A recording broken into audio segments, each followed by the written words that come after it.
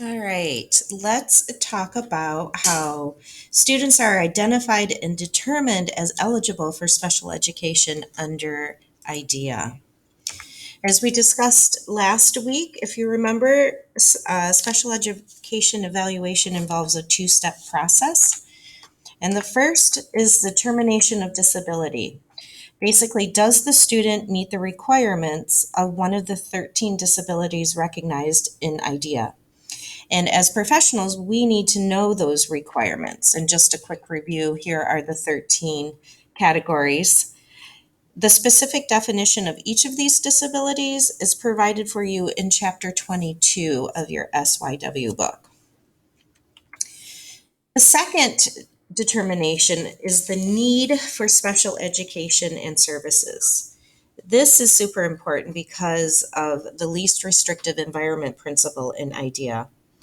The MDT has to document the adverse impact of the disability on education and document that the general education is not the least restrictive environment for the specific student.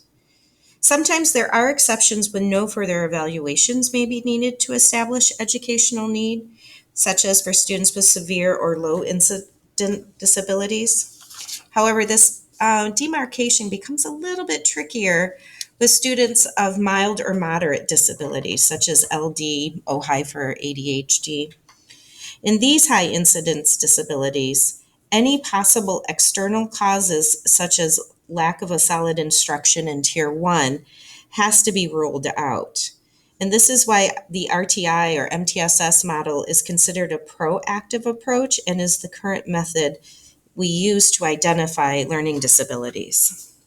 It's also important to note that the second criterion here, the need for special education, is the only required criteria for Section 504 and for ADA 2004 amendment.